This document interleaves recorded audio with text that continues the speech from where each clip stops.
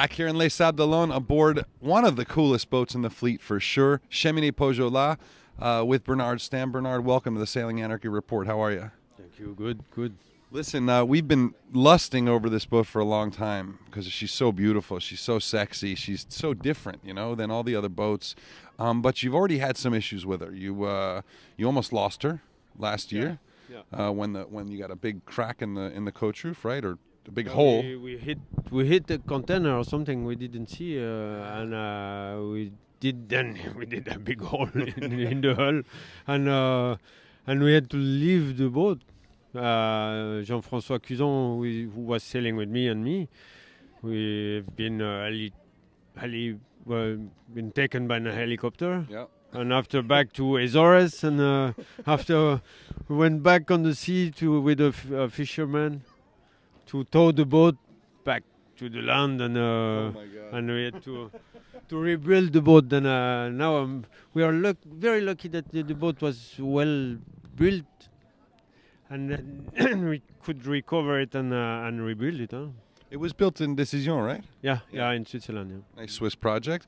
But let's talk about the Juan Koyamjin choice. I'm sure you've talked about it a lot, but you know everyone knows Juan K and his success in the Volvo, but he hasn't had much success in the Vendee and the Open 60 world. You made a bold choice. Why did you go with Juan, and what do you think he brought to the process that maybe Verdier or Farr couldn't? I don't know if Verdier or Farr could not give what we found with Juan, but for me it was important that when you make a conception, full conception, that you have to think about the whole problem with the rules and with everything you think it's good to include in the conception. Then if the same designer did already design on just a new generation Open 60, we'll do the same normally. They have preconceptions, and then they know what they want to do, and they don't have. Then what we did with Juan, we have not our own thinking about the boat. Then it's the reason why the boat is a little bit different. It's a little bit more powerful. It's a little bit stronger, and there is some different choices. The weight are a little bit more often, and the hull is a little bit different, and it's a lot of small difference. Then after, Vendée Globe is a lot of compromise, and it can be a good choice, can be a medium choice, can be a bad choice, but pretty confident that it's a good choice. And working with Juan K, it's very interesting thing. He's a smart guy, that's for sure. I think with the width and power of this boat, it's obvious she's a reaching machine. But what about upwind and downwind compared to the Velbac or the Massif, the other really fast new boats? Upwind, there is no problem. It's a very, very good boat. Downwind, what we saw, we have no lack of speed. But now if there is a problem, it's downwind in the slow wind. Then we will see. That's a problem Juan K has had in every boat.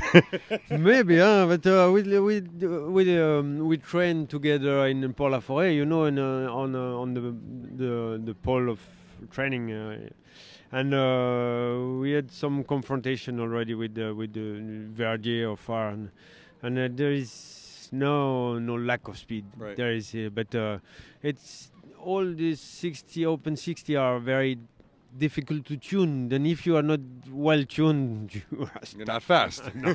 Yeah. Well, now you have enough time, at least in the boat, to know where the tuning needs to be, right?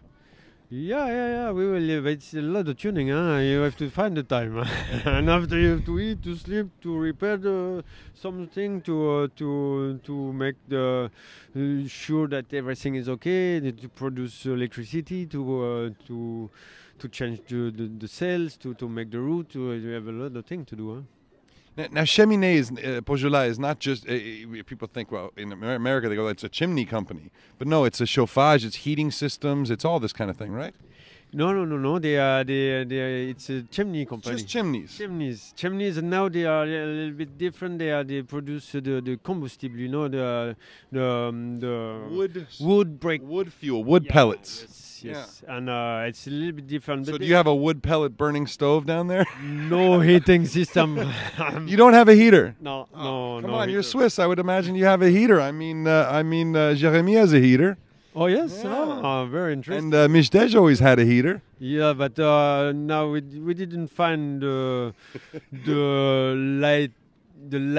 light way to add a heater. Then I will just hit myself thinking about the chimney Pujula.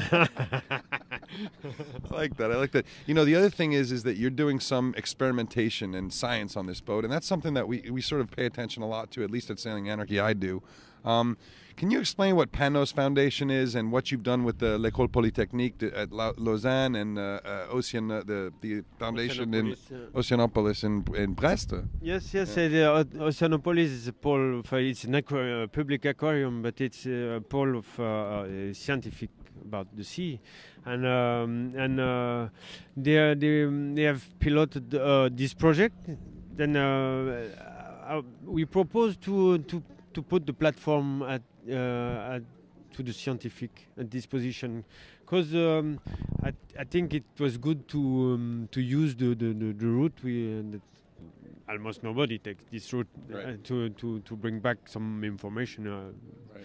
And the scientific said, okay, it's a good idea. Then we will, but we have to create a machine that takes this information, and it's what we did with l'École Polytechnique, EPFL of Lausanne. So what is the instrumentation that you have? And we create a small, we call it a mini lab. It's a mini labo that brings water in this small machine, and it takes some measurement of water. It measures the salinity, temperature, oxygen, turbidity. I don't know if it's the right name. It's turbidity. Dissolved oxygen and And the color of the water, it's a fluorescence, and PCO2, it's the carbon dioxide. And carbon dioxide, voilà, and it will take this measure every 1 hour, every hour, all around the world. And will it send the information off, or does it store it and then you give that to them at the I will send them, but this could be automatic. But I wanted to be the lonely decider to use the machine. It takes very, very lot of current. Then I'm still the boss on the boat. Okay, good. But I will send the information. Okay, no, that's and good. It will be stored also. Well, it was something that Puma, for the last Volvo Ocean race, had this Doppler radar speed current thing, and they did the same thing, and they accumulated a ton of data that maybe someday will help ships find better routes to other places, that kind of thing. So I think it's pretty cool to see that. That's good. It was just tell to a scientist, we do this route. Do you want to take something from us? Yes. Yeah, of course. And it's the same way after. What they will do with this information, I'm not a scientific. I'm not an oceanographer. So Bernard, but what you are is you're a great single-handed and double-handed sailor. You've won You've won a mini transat double. You've gotten second in the mini transat, I think. You've third. I mean, you've done some amazing things. You've won 2 round alones, or 1 round alone, 1 Velux, and in the second one you destroyed the fleet. And it's clear you know what you're doing, but you've had a lot of bad luck in this race. 2000, broken. 2004, couldn't make it because you broke at the TGV. 2008, hit by a boat, and I mean, you've had bad luck. How do you sort of get through that, or is it just how it happens sometimes? It seems to be bad luck, but it's not luck. It's in 2000 it was too less time, experience, money. It was missing everything, and then just to be at the start was a very successful story. And in 2004, I lost the keel in the transat. I was leading the fleet, but it's not luck. It was, I lost the keel because the keel broke just because it was a bad conception.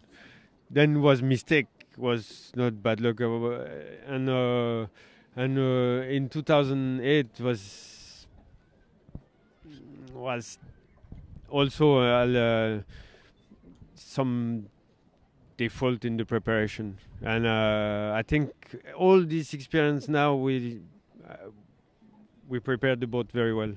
You're ready this time? Is this your time? Yeah, I think so. I think so. But it's still around the world race. Huh? It's not. It's very difficult, and it can be stopped for a small reason. And you don't have the option of pulling in and fixing like you can for the around the loan. No. But now we took a lot of option of the boat to be able to sell even with some part broken, and that maybe I can repress. If I take the example of the hooks and to maintain the front sail, they are all the same. Then if I break one, I can take another one to put at the other place. And all the boat, the entire boat is thought like this to try to avoid this mechanical problem. But she's pretty easy to maintain, the way you built it. Yeah. Now the Open 60 are a complicated machine. Then we have to be. Well, I have to. I will be alone. I have to be very attentive. Very to look if everything is okay. To sleep at the right time. To maneuver in a good way, just to maintain the boat. The boat is a very strong performance power, Then if the boat stays like this all around the world, I think it will be a very good race. Huh? Well, she looks great. I know that Alex, who also had an incident, with another boat before the last Vendee, he's got a silver one now instead of black. Yeah. So the fishermen can see, and you have nice bright yellow. So I think at least you don't have to worry about getting crashed into. Yeah, and we changed something. Before we had a black cat on board. It is very bad luck. Now it's a great cat on the boat. How much better? It's dark gray. Okay, but okay, it's dark gray. Dark gray. Let me ask you a final question. If this boat wasn't here, and someone said, okay, you can have any of these boats to go race the Vendee Globe, which one would you take? Think Veerback Papak. Okay. That's what everyone else has said, too. Oh, yes? Yeah. Oh, yeah. Ah, good analyzed then. But I'm going to interview JP in a minute, so we'll see what he says. Yeah. Okay. But I think if for JP, it's easier, as he did his preparation on a Verdier, it's easier to take a Verdier with. I think so. I know that what people have said is that this boat, very fast, but takes a lot of strength. It's a bit of a brute, right? Yeah. But I think they are all brute. Yeah, that's right. Okay. Well, hey, thank you so much for your time. Good luck in the race, and hopefully the fourth time will be the charm. Yeah. I hope so. Cheers.